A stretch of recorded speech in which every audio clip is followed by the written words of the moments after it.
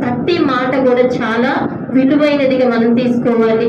చనిపోయే ముందు ఎవరైనా మాట్లాడే మాటలు మనం ఎలా తీసుకుంటాం? చాలా విలువైన మాటలుగా తీసుకుంటాం. ఆఖరి క్షణాల్లో ఎవరైనా మాట్లాడుతున్నారంటే వాటిని నెరవేర్చడానికి మనం ప్రయత్నిస్తూ ఉంటాం. మనుషుల విషయంలో అలా చేస్తాం. కానీ దేవాది దేవుడు నరుడిగా ఈ లోకానికి వచ్చి మరి ఒక మానవ జన్మ ఆయన ఎత్తి ఈ లోకంలో మరి 33.5 సంవత్సరాలు ఆయన ఈ లోకంలో జీవించి 3.5 సంవత్సరాలు పరిచయం చేశారు. 3.5 సంవత్సరాల్లో ఎంత పరిచయం చేశారో శిష్యులందరికీ తెలుసు. అయితే ఎన్నో అద్భుతాలు, ఆశ్చర్యాలు, ఎన్నో మరి ప్రసంగాలు చేసి ఉండొచ్చు, ఎంతో మంది రక్షించబడి ఉండవచ్చు. అదంతా ఒక ఎత్తు అయితే సిలువలో పలిగినటువంటి 7 మాటలు కూడా ఒక ఎత్తులో తీసుకోవాలి. 7 మాటల్లో కూడా ఆయన యొక్క రాకడను, ఆయన యొక్క వచ్చిన విషయాన్ని కూడా ఈ 7 మాటలు మనం గ్రహించాలి. యేసు ప్రభు వారు సిలువలో మరి ఆయన రక్తాన్ని చిందించకపోతే మన ఎవ్వరికి కూడా రక్షణ రాదు. రక్షణ రావాలి, మనమంతా రక్షించబడాలంటే ఏం కావాలి? పాపము లేనటువంటి రక్తము, నిందారహితమైనటువంటి రక్తము కావాలి. ఆ రక్తంలోనే మనము శుద్ధి చేయబడతాం. అదే పాపముతో కూడిన రక్తం మనల్ని శుద్ధి చేస్తుందా? శుద్ధి చేయదు. పాపం నుంచి విడిపించబడాలి అంటే యేసు ప్రభు యొక్క రక్తము మనకి చాలా అవసరం. రక్తంలోని స్వస్థత, విడుదల, విమోచన. కనుక యేసు ప్రభు వారు చెందించినటువంటి అయితే అమూల్యమైన రక్తంలో మనందరి పాపములు కడిగి వేసుకోవాలి. ఒకవేళ మనం పాప క్షమాపణ పొందకపోతే దేవుని రాజ్యానికి చేరలేము. మనం అందరం ఏం చేయాలి? సిలువలో ఆయన చిందించినటువంటి అమూల్యమైన రక్తంలో మన పాపములను శుద్ధి చేసుకోవాలి, మనల్ని పవిత్రపరచుకోవాలి. అందుకే ఆయన మనందరి పక్షముగా ఈ లోకానికి వచ్చినట్లుగా చూస్తా ఉన్నాం. మనం ఈ లోకంలో మనం జీవించినంత కాలము ఆయన యొక్క సిలువ ధ్యానాన్ని చేస్తూనే ఉండాలి. ఈ 40 రోజులు చేయడం కాదు, కానీ ఈ 40 రోజులు అయిపోయిన తర్వాత కూడా ఆయన యొక్క సిలువ ధ్యానాన్ని మనము చేస్తూనే ఉండాలి. చనిపోయే క్షణం వరకు ఒక్కరోజు వదిలిపెట్టినా కానీ లోకంలోకి వెళ్ళిపోతాం. ఆయన సిలువని ఎప్పుడు కూడా ధ్యానం చేసుకుంటానే ఉండాలి. యేసు ప్రభు వారు మరి ఆయన సిలువలో చెప్పినటువంటి 7 మాటల్లో ప్రాముఖ్యమైన మాట ఏంటంటే క్షమించుట. మొట్టమొదటి మాట ఏంటి? తండ్రి, వీరేమి చేయుచున్నారో వీరెరుగరు కనుక వీరిని క్షమించు. ఈ లోకానికి చాలా అవసరమైనటువంటి మాట ఏంటి అంటే క్షమాపణ. ఈ లోకంలో ఏమైనా పొడవుగా ఉంది, తక్కువగా ఉంది, అసలు లేదు అంటే క్షమించుట. మనం మానవులుగా క్షమాపణ అనేది తొందరగా రాదు. ఎందుకంటే మనలో ఆవేశాలు ఉంటాయి, మనలో కోపాలు ఉంటాయి, మానవుల్లో ద్వేషాలు ఉంటాయి, మరి అనేక రకాలైనటువంటి పాపం అనేది మనలో ఉంటుంది. మన హృదయము ఘోరమైన వ్యాధి కలది. అందుకే మానవుడు త్వరగా క్షమించలేడు.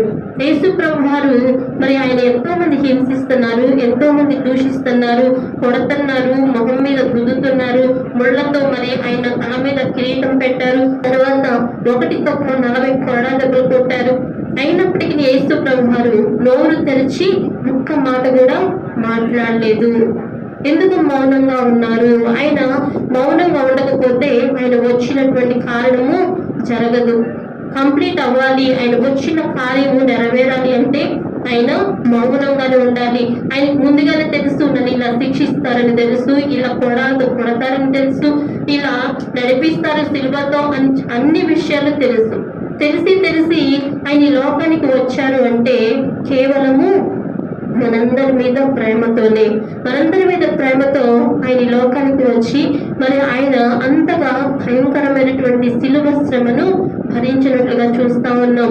సువార్త 23వ అధ్యాయము 34వ వచనంలో ఉంటది. తండ్రి, వీరేమి చేయుచున్నారో వీరెరుగరు కనుక వీరిని క్షమించుము.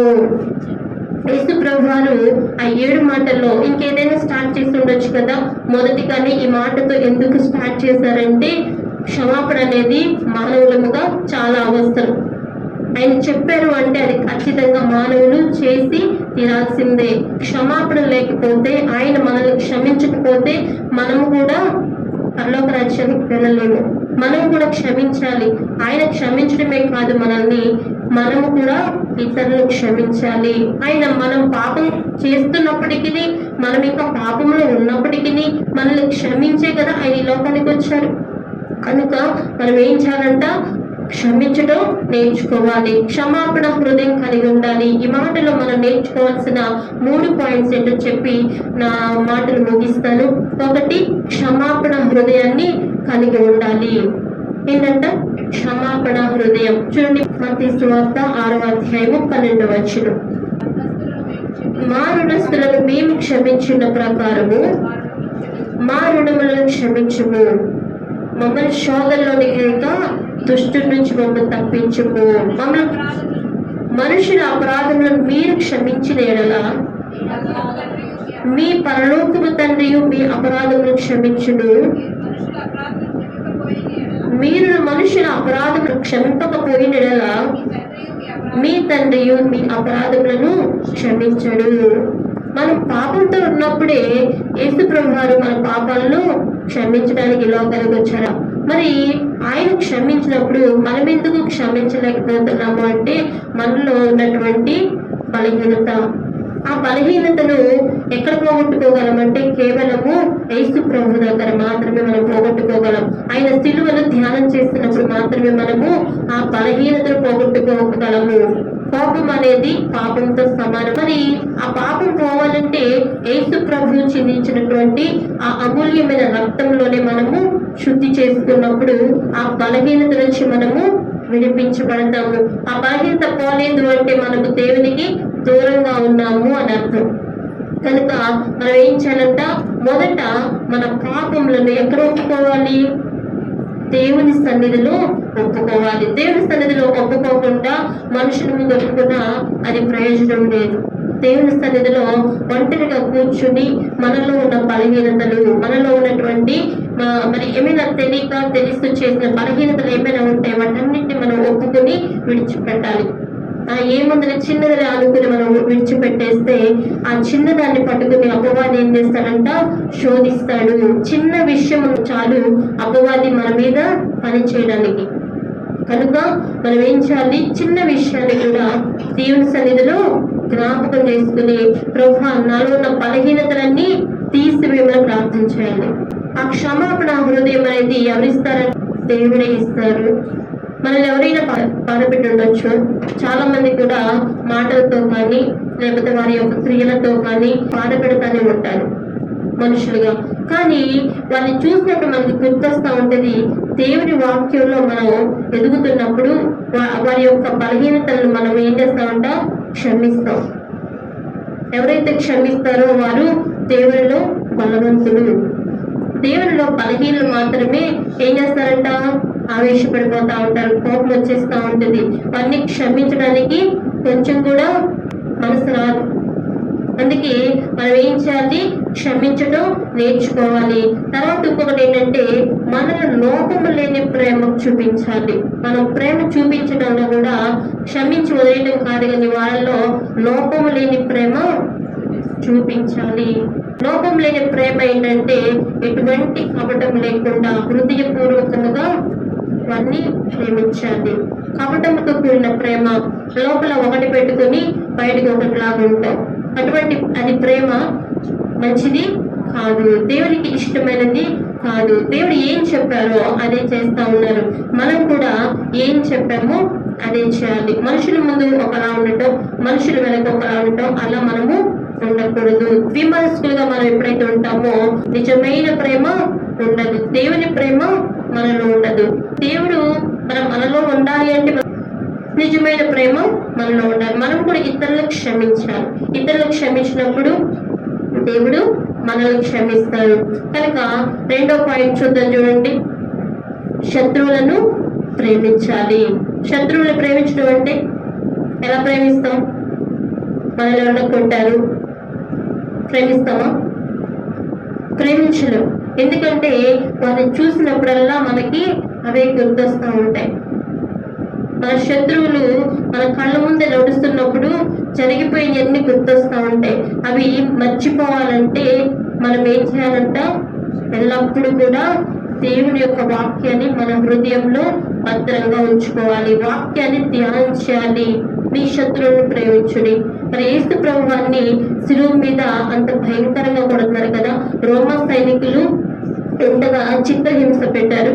మరి అన్ని స్థలాలకు మరి ఆయన తీసుకువెళ్తా ఉన్నారు, మరి నడిపిస్తున్నారు, శిలువ మీద ఆయన కొడతా ఉన్నారు. ఇంత భయంకరమైనటువంటి శ్రమలు పొగు చేస్తున్నప్పటికీ మరి యేసు ప్రభువారు ఒక్క మాట కూడా మాట్లాడలేదు. చాలా మౌనంగా సమాధానంగా ఆయన భరిస్తానే ఉన్నారు సిలువను.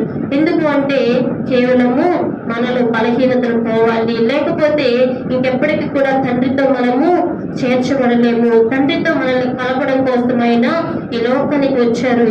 ఆ కార్యం ముగియాలంటే ఆయన మౌనంగానే భరించాలి. కనుక శత్రువులను ప్రేమించడం కూడా ఆయన మనకి ఈ యొక్క మాట ద్వారా నేర్పిస్తా ఉన్నాడు. ఆయన ఎలా ప్రేమిస్తున్నాడు? హృదయపూర్వకముగా క్షమిస్తున్నాడు. తిరిగి ఒక్క మాట కూడా మాట్లాడాలి. ఒక్క మాట మాట్లాడినా వాళ్ళ జీవితాలు అందరితో ముగిసిపోతాయి. కానీ ఒక్క మాట కూడా మాట్లాడకుండా మౌనంగానే ఆయన భరిస్తున్నారు. కనుక ఈ లోకంలో మనం ఎంతకాలం జీవించినప్పటికీ మనం ఎలా ఉండాలంట? యేసు ప్రభువుని మాదిరిగా తీసుకోవాలి. యేసు ప్రభువుని మాదిరిగా తీసుకుని ఈ లోకంలో ఉన్నంత కాలం మనము కూడా ప్రతి శ్రమను, ప్రతి కష్టాన్ని కూడా మనము ఓర్చుకోవాలి. ఓర్పు లేకపోతే మనము విశ్వాసముగా ఉండలేము. విశ్వాసికి ఏముంటదంట? సహనము, నిరీక్షణ, ఓర్పు ఇవి ఉండాలి. ఇవి లేనప్పుడు మనము విశ్వాసులముగా దేవుని ప్రేమను ఇతరులకి కనబరచలేము. మనము ఇతరులతో మాట్లాడుతున్నప్పుడు దేవుని ప్రేమను వెల్లడిపరిచే విధంగా ఉండాలి. మనం ఇతరులతో మాట్లాడుతున్నప్పుడు దేవుని ప్రేమను మన దగ్గర కనపడకపోతే ఇంకెప్పుడు కూడా వారు దేవుని ప్రేమను తెలుసుకోలేరు. దేవుని యొక్క సువాసన ఎలా వెదజల్లుతుంది అంటే దేవుని బిడ్డల ద్వారా అనేక ప్రాంతాలకు వెదజల్లుతూ ఉంటది. దేవుని మాటలు అన్యుల దగ్గరికి ఎలా వెళ్తాయి? దేవుని యొక్క బిడ్డల ద్వారానే వెళ్తుంది. లేకపోతే మన ద్వారా అనేకులు మందిరానికి రాలేదు, అనేకులు దేవుని దగ్గరికి రాలేకపోతా ఉన్నారు. దేవుని దగ్గరికి వచ్చిన వాళ్ళు కూడా పక్కకి వెళ్ళిపోతున్నారు అంటే మనలో ఏమైనా లోపం ఉందేమో, మనలో క్షమించే లక్షణం లేదేమో, మన మాట స్వభావం బాగోలేదేమో, మన ప్రవర్తన సరిగా లేదేమో, మన నడవడిక బాగోలేదేమో, ఏదైనా సరే అయి ఉండొచ్చు. ప్రతిది కూడా విశ్వాసి ఎప్పటికప్పుడు చెక్ చేసుకుంటానే ఉండాలి, పరిశీలన చేసుకోవాలి. మనల్ని మనం పరిశీలన చేసుకోకపోతే దేవుని సన్నిధిలో మనము ఎప్పుడైనా సరే పడిపోయే ఛాన్సెస్ ఉంటాయి. కనుక మనం బలవంతులుగా ఉండాలి అంటే ఏం చేయాలంట? ఎప్పటికప్పుడు దేవుని సన్నిధిలో మనల్ని మనం పరీక్షించుకోవాలి. నేను సరిగా ఉన్నానా లేదా? దేవుని వాక్యానుసారంగా జీవిస్తున్నానా లేదా? దేవుడు చెప్పినటువంటి ఆజ్ఞలు, మాటలు అన్ని నేను పాటిస్తున్నానా లేదా అని ప్రతిది కూడా మనం ఏం చేయాలంట? గమనించుకోవాలి. గమనింపు లేకపోతే, మెళకువ కలిగి లేకపోతే అపవాది ఏదో ఒక విధంగా మనల్ని అటాక్ చేస్తాడు. కనుక అప్రమత్తంగా ఉండకపోతే అపవాది ఎలా ఉంటాడంట? గర్జించు సింహము వలె ఎదురు చూస్తూ ఉంటాడు. వీటికి ఎక్కడ పడేద్దామా అని చూస్తూ ఉంటాడంట. ఏ అవకాశం దొరికితే వీటిని పడేయటానికి, చిన్న అవకాశం దొరికితే చాలు వాడిని పడేయడానికి ట్రై చేస్తాడు. కనుక యేసు ప్రభువారు ఈ మాట ద్వారా మనకి ఏం తెలియజేస్తున్నారంటే శత్రువులను ప్రేమించాలి. ఒకటి ఏంటంట? మొదటి మాట క్షమాపణ కలిగి ఉండాలి. రెండవది శత్రువులను ప్రేమించాలి. మూడవ మాట చూద్దాం, చూడండి. మత్తయి సువార్త 5వ అధ్యాయము 44వ వచనం. నేను మీతో చెప్పినదేమనగా మీరు పరలోకమందున మీ తండ్రికి కుమారులై ఉండునట్లు మీ శత్రువులను ప్రేమించుడి, మిమ్మల్ని హింసించు వారి కొరకు ప్రార్థన చేయుడి. చూడండి ఏమన్నారంట? నేను మీతో చెప్పున్నదేమనగా మీరు పరలోకమందున మీ తండ్రికి కుమారులై ఉన్నట్లు మీ శత్రువులను ప్రేమించుడి. యేసు ప్రభు వారు మరి పరిచయం చేసే దినాల్లో ఏదైతే సువార్త ప్రకటించారో మరి ఆయన చేసేదే చెప్పారు. సిలువలో కూడా ఎలా క్షమిస్తున్నారో చూపిస్తున్నారు. అక్కడ చెప్పారు, ఇక్కడ చూపిస్తున్నారు. చెప్పి వదిలేయలేదు. పరిచయం చేసే దినాల్లో చెప్పారు, తర్వాత ఏం చేస్తారంటే క్రియల ద్వారా చూపిస్తా ఉన్నారు. మరి మన క్రియలు ఎలా ఉన్నాయని చెక్ చేసుకోవాలి. ఎప్పటికప్పుడు కూడా మనం ఈ వాక్యమును ధ్యానం చేస్తూ మనం పరలోకమందు ఉన్నటువంటి మన తండ్రికి కుమార్తెలుగా ఉండాలంటే మనం ఏం చేయాలంట? శత్రువులను ప్రేమించాలి, మిమ్మల్ని హింసించే వారి కొరకు ప్రార్థన చేయాలి. ఎవరైతే మిమ్మల్ని మానసికంగా కానీ ఆత్మీయంగా కానీ ఎవరైనా మీకు ఇబ్బంది కలుగు చేస్తున్నారనుకోండి, వారి గురించి ఎక్కువ ప్రార్థన చేయండి. దేవుని సన్నిధిలో పెట్టాలి. దేవుని సన్నిధిలో పెట్టి వారిని దేవుని పాదాల దగ్గర పెట్టినప్పుడు, మీరు ప్రార్థన చేస్తున్నప్పుడు దేవుడు మీకు సమాధానం ఇస్తారు. వారిని కూడా మార్చే శక్తి దేవునికి ఉంది కనుక వారిని కూడా దేవుడు మారుస్తాడు. కనుక మనం ఏం చేయాలంట? క్షమాపణ హృదయం కలిగి ఉండాలి. రెండవది, శత్రువుల కోసం ప్రార్థించాలి. మూడవది, ఎవరైతే హింసిస్తున్నారో వారి కొరకు కూడా మనము ప్రార్థన చేయాలి. ఒక మాట చూద్దాం చూడండి. 2 తిమోతి 3వ అధ్యాయము 12వ వచనం. క్రీస్తు యేసునందు సద్భక్తితో బ్రతుకను ఉద్దేశించు వారందరూ హింస పొందుదురు. అయితే దుర్జనులను వంచకులను ఇతరులను మోసపరచు తామును మోసపోవచ్చు, అంతకంతకు చెడిపోదురు. ఏంటంట? క్రీస్తు యేసునందు సద్భక్తితో, యేసుక్రీస్తునందు మరి మనం మంచి భక్తి చేస్తా ఆయన కొరకు బ్రతకాలి అనుకుంటే బ్రతకను ఉద్దేశించిన ప్రతి ఒక్కరూ ఈ లోకంలో హింస పొందుతారు. క్రైస్తవులకి ఏముంటాయి? హింసలే ఉంటాయి. సుఖాలు ఉంటాయా? క్రైస్తవులకు సుఖాలు ఉండవు. సుఖపడాలనుకుంటే క్రైస్తవులకి రాలేవు. ఎందుకంటే హింసించబడటం అనేది క్రైస్తవుల లక్షణం. ఎందుకంటే వారు ఏం మాట్లాడరు, మౌనంగా ఉంటారు, తగ్గించుకుని దీనంగా ఉంటారు. అంత దీనత్వంతో ఉంటారు కనుకనే క్రైస్తవులు ఎలా చూస్తారంట? వీరేం మాట్లాడరు, వీరు చేతకాని వారు అయినా పర్వాలా. కానీ ఈ లోకంలో మనం ఎంతకాలం బ్రతికామో అంతకాలం హింసించబడవచ్చు. ఆ తర్వాత నిత్యము కూడా మనం ఎక్కడుంటామంట? పరలోక రాజ్యంలో నిత్యము తండ్రితో మనము కలిసి ఉంటాం. ఆయన్ను స్తుతించి ఆరాధించి ఘనపరచుతూ మరి ఆయన యొక్క బిడలముగా మనము జీవిస్తాం. కనుక ఈ లోకంలో మనం ఎలా ఉండాలి?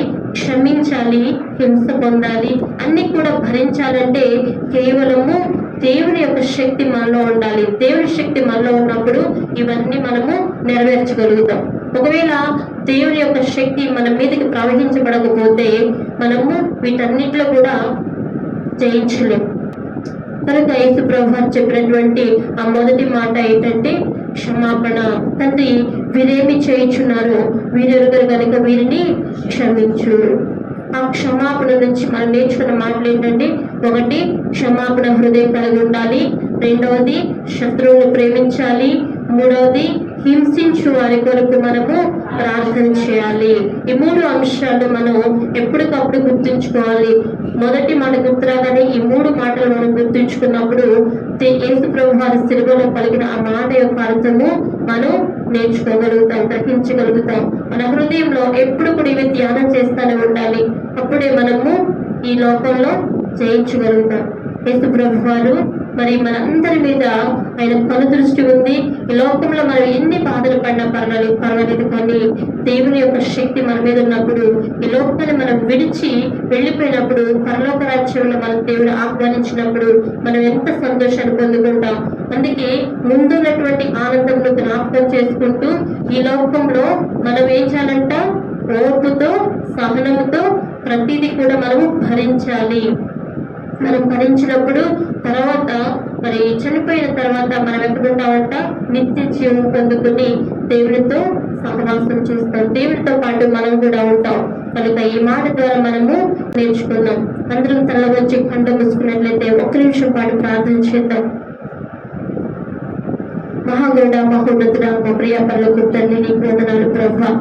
దేవాన తండ్రి సమయంలోనైనా తండ్రి, దేవాన తండ్రి మొదటి మాటగానైనా తండ్రి మాట్లాడటానికి నీవు నాకు ఇచ్చినటువంటి అవకాశం బట్టి వందనాలు ప్రభా. దేవానని లోకానికి క్షమాపణ ఎంత అవసరమో దేవా సిలువలో నీవునైనా తండ్రి పలికినటువంటి మాట ద్వారా మేము నేర్చుకుంటూ ఉన్నాం ప్రభా. దేవాన తండ్రి క్షమాపణ లేకపోతే ప్రభా మా పాపాలు కూడా క్షమించబడవు ప్రభా. మేము క్షమించబడ్డాము అంటే అది కేవలము నీ కృప, నీవు నేను చూపిస్తున్న వాత్సల్యము ప్రభా. దేవానైనా మా పట్ల కూడా నేను తండ్రి ఎవరైనా తండ్రి నేను ఏమి అన్నప్పటికీ ప్రభావ మేము కూడా క్షమించే మనసు మాకు దయచేయండి. దేవాల తండ్రి నేను మా హృదయాలు నీవే నిబ్రపరచుకుని ప్రార్థన చేస్తూ ఉన్నాం. నీ వాక్యము చేత ప్రతి ఒక్కరిని నింపమని ప్రార్థిస్తూ ఉన్నాం. నిజమైన క్రైస్తవుడిగా ప్రభా నీకు ఇష్టమైన బిడలముగా మేము జీవించడానికి ప్రభా ఎన్ని హింసలు ఎదురైనా, ఎన్ని కష్టాలు ఇబ్బందులు ఎదురైనా కానీ ప్రభా మేమునైనా తండ్రి నీ కొరకు నిలబడటానికి సహాయం చేయండి ప్రభా. దేవాల తండ్రి దేనే మేము భరించే శక్తి మాలో వచ్చి సహాయం చేయమని దేవాలైన తండ్రి ముందుల మాటలు ధ్యానం చేస్తూ ఉండగా ప్రభా నీ బిడలతో నీవే మాట్లాడి సహాయం చేయమని దీవించి ఆయన ప్రతి ఒక్కరి మీద నీ యొక్క తండ్రి ఆత్మాభిషేకం కృపరించమని యేసు నామములో అడిగి వేడుకుంటూ ఉన్నాం తండ్రి. ఆమేన్.